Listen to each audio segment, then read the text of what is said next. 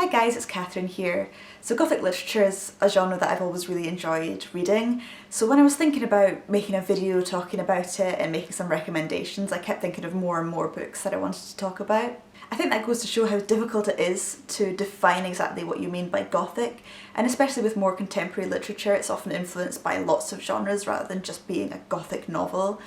So I've managed to come up with 7 suggestions, and I will link them all down below if you want to read a bit more about them or potentially buy one. Gothic is such an old genre that's changed so much over time, and I wouldn't necessarily recommend some of the very earliest ones like Horace Walpole's The Castle of Otranto that came out in the 1760s, because when you read it now it often feels a bit stale and cliched. So I've tried to choose ones that I think have really stood the test of time and are still really readable nowadays. So Gothic literature originates from around this time in the 18th century when there were lots of societal and political changes with the Enlightenment bringing new ideas of science and changing religion, and of course with the French Revolution changing ideas of monarchy and aristocracy. So it's a really interesting time period, both in terms of history but also of course literature. Novels were still not respected as a legitimate form of literature. And Gothic novels in particular were really condescended by people like Wordsworth and Coleridge, who were, they were poets, they were masters of the high arts. And it's only fairly recently that these novels have started to be given the credit that they deserve and to be recognised as legitimate and actually very valuable insights into that historical period. What I really enjoy about Gothic novels is their ability to make the past seem strange and frightening, a place of either psychological or supernatural terror. And although it's not a prerequisite of a Gothic novel, I really like when it's set in monasteries and old castles, because then you really get the tension between history and the present, and often between the living and the dead. Gothic novels aren't all necessarily ghost stories, but I think they do all involve a haunting of some type, whether of a more sort of explicit ghoulish type or more subtle like a resurrection of family secrets. But I think this is one of the most interesting aspects of Gothic literature, so all my suggestions will involve this kind of spooky atmosphere. So there are a few earlier Gothic novels that I want to recommend, as well as a few more contemporary ones. So the early Gothic novels generally are quite anti-authoritarian, anti-Catholic, and generally just quite subversive, so they're really interesting to read even nowadays. I really enjoyed Matthew Lewis's The Monk, which was published in 1796, and it responds a lot to the changing ideals of the French Revolution, and it also has quite a lot of anti-Catholic sentiment in it. It follows, lo and behold, a monk who is a bit of a sexual deviant.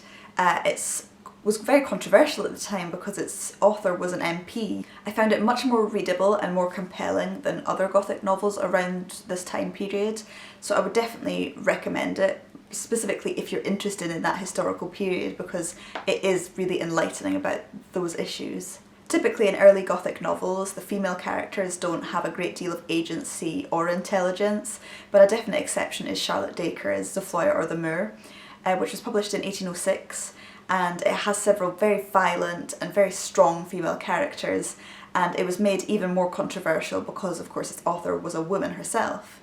This is another one I found really interesting, and it follows the story of a young woman called Victoria living in Venice, whose actions are increasingly controlled by a mysterious man she meets called Zofloya. It is a fairly long and convoluted novel, but I think it's really rewarding, and like the last one, it is particularly interesting if you like this time period and if you want to read something that is very different to Jane Austen, for example. One recommendation that is definitely more widely known than the previous two is of course Mary Shelley's Frankenstein, which was originally published in 1818. I don't think I really need to say a lot about this one, and I'm sure a lot of you have read it already, but I think it definitely signifies a shift in the Gothic form where the action doesn't necessarily take place in a castle anymore, and it focuses a lot more on scientific endeavour and the ways scientific discoveries are influencing religion. It might be more difficult to see how this one can be categorised as a Gothic novel, but I think it's more the tone of the novel that really shows that it does belong in the Gothic category, and there's really the fear of the uncanny and the unknown that you see in Gothic novels that's still very present in this text. And of course Mary Shelley, you know, both her parents were very involved in the political scene at that time. Both Mary Wollstonecraft and Percy Shelley were influenced by Gothic literature themselves, and their writing, you can definitely see the influence of other Gothic writers.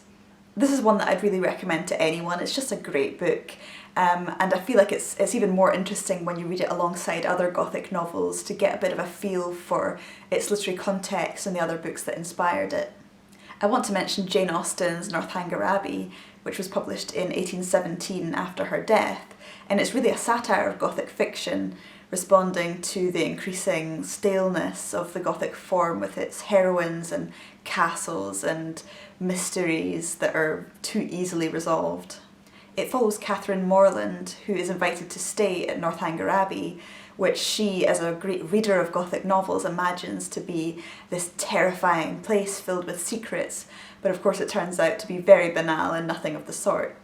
This is another book that I don't really feel like I need to recommend to you. I'm sure you've heard good things about it and it's well respected.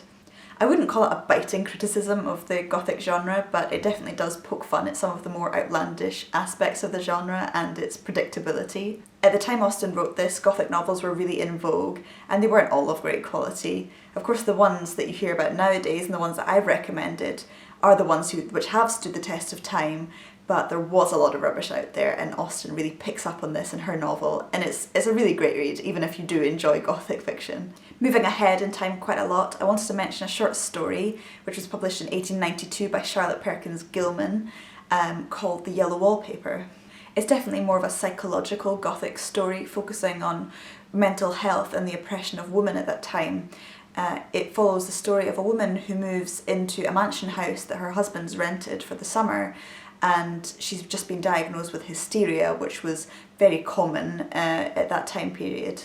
I don't want to say any more about the plot because it is so short, it would really ruin it, but it only takes 15 or 20 minutes to read, and you can get it for free actually on Amazon as an ebook, so I'll link that down below as well so you can check it out, because it's really worth spending that short amount of time reading it. It's really great.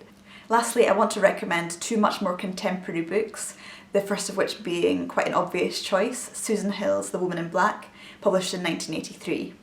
Most contemporary Gothic novels, I have found at least, take the sort of themes and ideas of older Gothic texts but transpose them onto a much more modern setting. But this one's much more traditional, and it does take place in a secluded mansion, and it includes lots of supernatural threat. It does suspense really well, and I think it's genuinely quite frightening in a way that older Gothic novels struggle to be, especially for a contemporary reader. And there's also a film adaptation of it that has Daniel Radcliffe in it, and I actually think that's really good, so I'd recommend both the book and the film. And the last book I want to recommend to you is a book of short stories by Kate Moss called The Mistletoe Bride and Other Haunting Tales, which was published in 2013. I think the Gothic style actually works really well with short stories, because I think that it's tone more than plot that's most important, and this book of short stories does a really good job at building the suspense and the atmosphere, and they are genuinely really creepy.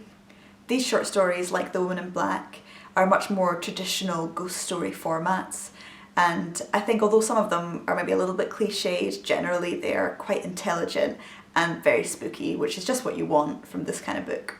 So those are my recommendations, and it's by no means exhaustive because it is such a diverse genre spanning quite a long period of time, but these are the ones that stuck out most to me as being really great books. And I'd love to hear your ideas and your suggestions if you think there's any that I've missed out, or if you've read any of these and you've enjoyed them, please let me know. But anyway, thank you for watching, and I hope you enjoyed it. I'll see you next time. Bye!